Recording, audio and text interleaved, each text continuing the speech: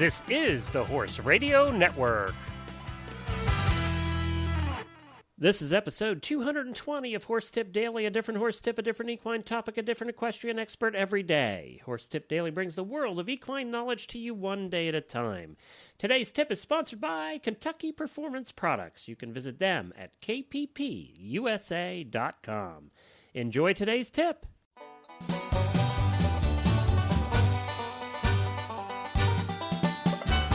Howdy, Glenn the Geek with you from Lexington, Kentucky, horse capital of the world, and welcome back to Horse Tip Daily.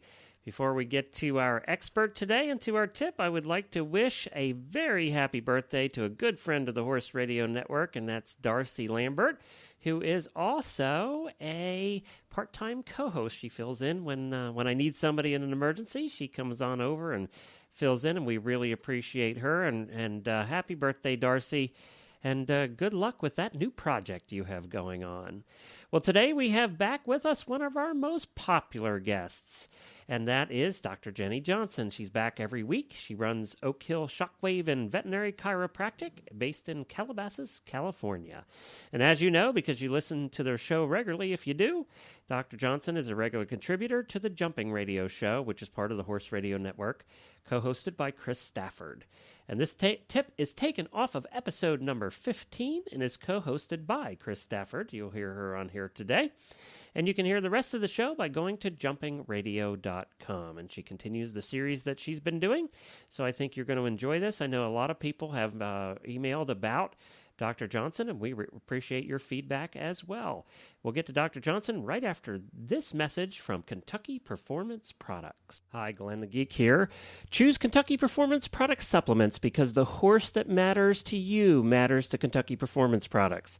This week I want to speak with you about Elevate Maintenance Powder. Horses consuming limited grass due to a busy competition schedule or because of diet restrictions may not be getting enough natural vitamin E.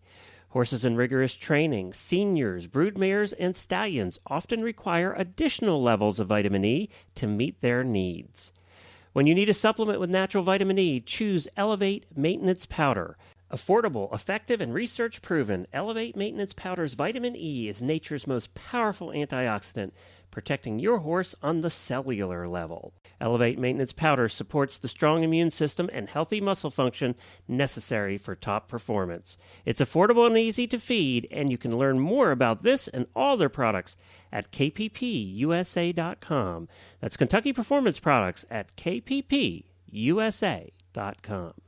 Well, we're coming now to our veterinary segment, a very favorite topic here on the Jumping Radio Show with Dr. Jenny Johnson. And we're going to continue our series in the lameness this week with addressing forelimb symmetry and foot size and fetlock height. So let's hear from Jenny. Hi, Jenny. Welcome back to the show. Oh, thank you, Chris. Good to be here. Well, I have an apology to make. You know, last week on the show, for some reason, I know so many Jennifers in this world, and sorry, but I called you Jennifer. Will you forgive me? Oh, I think I will. No worries there, Chris. All right. Well, we're going to continue the series that you started on symmetry, which was fascinating. Last week we talked about muscle atrophy and swelling, and tell us what you have this week for us.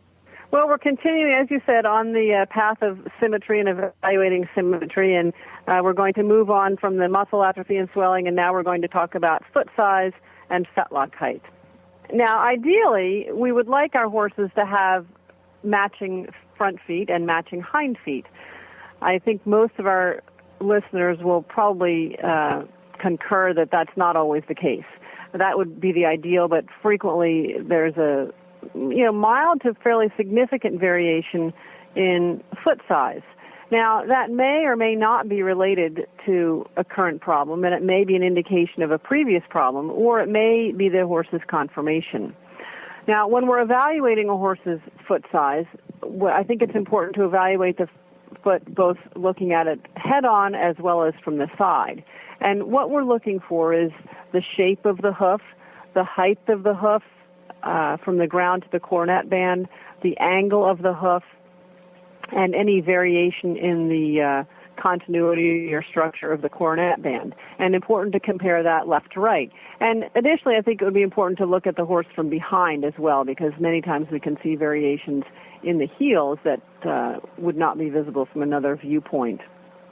And as I said, it may or may not be related to a specific problem, but it's a good evaluation parameter for our listeners to become accustomed to looking for.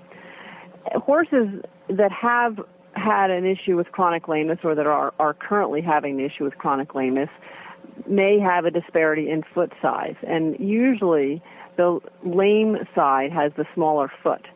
And frequently the lame foot or the smaller foot is often contracted and more upright.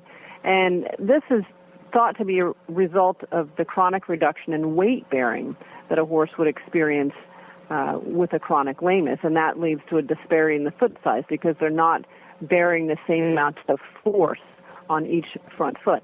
But again, as I said, sometimes you will see a disparity in foot size in the normal horse, and it may not be reflective of anything significant, but I do think it's very important that our listeners become accustomed to looking for it, because it may clearly be a reflection of a previous problem, and it may just provide a little bit more information to what's going on with the horse. Now, the next thing I want to talk about is fetlock height. And what I mean by fetlock height is the height from essentially the bottom of the back of the fetlock to the ground. And we'll be talking about the height of the horse at rest, standing, as well as the horse in motion. Now, we call that fetlock excursion. The depth that the fetlock will sink to the ground, or how close it comes to the ground, is referred to as fetlock excursion. Now, if our listeners have seen photos of horses landing after a jump, I'm sure they will recognize that frequently horses, particularly after landing from a big jump, will have a tremendous amount of fetlock excursion. Their fetlock will come very close to touching the ground in some cases, and that is an indication of how much flexibility there is in the fetlock, as well as how much strain that particular joint takes. Now, when we're assessing the fetlock height, we want to look at the horse while they're standing squarely and on even surface.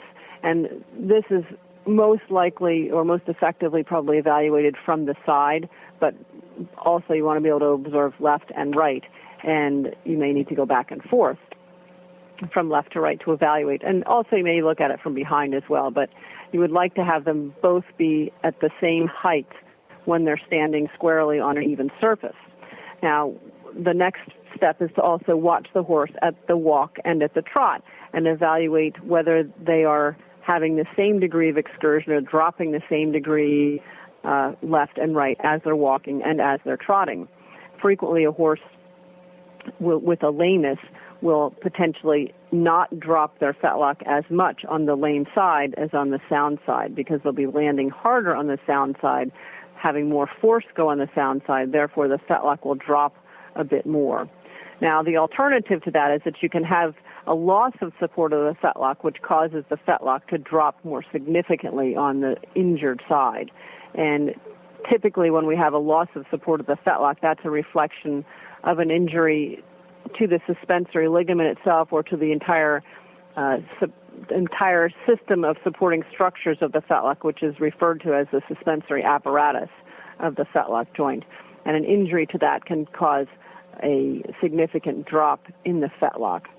The other main injury that can cause an increased drop to the fetlock is damage to the superficial flexor tendon.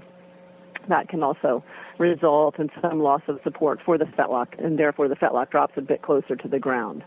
So those are the two main things that I wanted to talk about today, and both of those things I think are very important for our listeners to become acquainted with. And all of these issues that we're talking about, the muscle atrophy, the swelling, the foot size, and the fetlock height, all those aspects of symmetry really are training that we as observers have to discipline ourselves to take note of when we're looking at a horse. It's important information that we take in and put together as a whole to evaluate how that horse is functioning as a whole.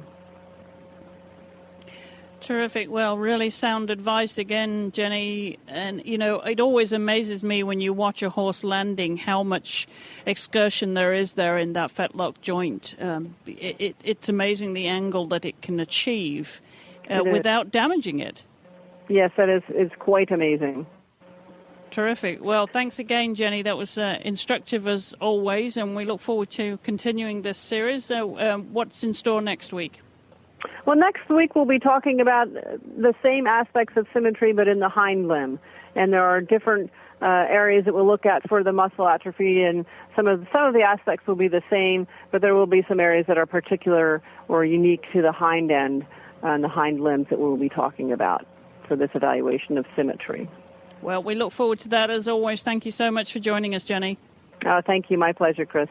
Well, thank you to Chris and to Dr. Johnson for joining us today. Again, as I said, you can find the rest of that show, episode 15 of the Jumping Radio Show, at jumpingradio.com. We'd love to hear from you. Drop me an email if you know of an expert that you would love to hear on the show. Maybe some tips from. Just drop me an email with their contact information, and we'll get a hold of them and see if we can get them on here.